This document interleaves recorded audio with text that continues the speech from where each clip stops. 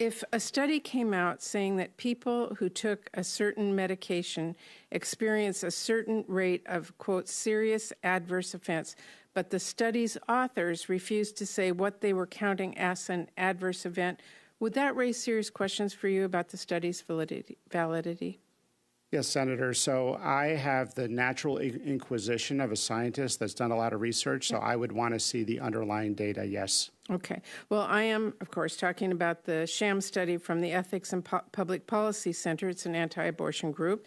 It's bankrolled by extremists. They fought to overturn Roe v. Wade.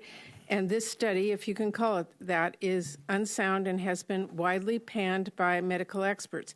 But days after its release, you and Secretary Kennedy are now suggesting that we need a, quote, complete review on the safety of mifepristone. Now, to be clear, mifepristone has been proven safe and effective in more than 100 studies over 3 decades. And the people that are now pushing that bogus study and saying that mifepristone is dangerous for women are the exact same people who think that abortion is never necessary to save a woman's life and that 10-year-olds should somehow be forced into childbirth. I believe that this administration is laying the groundwork to rip away access to medication abortion across the country. This has not gotten enough attention, and I know you'd prefer to keep it that way, but I want you to know I'm not going to let that happen. I have not seen that study, Senator, and you have not seen that study. Well, so actually, how can you call it a sham bogus study? Neither of us have seen the study, the underlying data, or the methodology. Actually, that's not true, but I will say this. Mr. Chairman, we have a lot of differences here.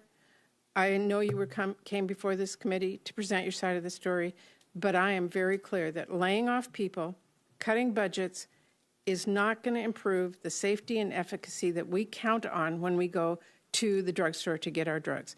And I know that sham studies that try to prove a point that came from a political group is not going to tell the public that they can count on the medications they count on.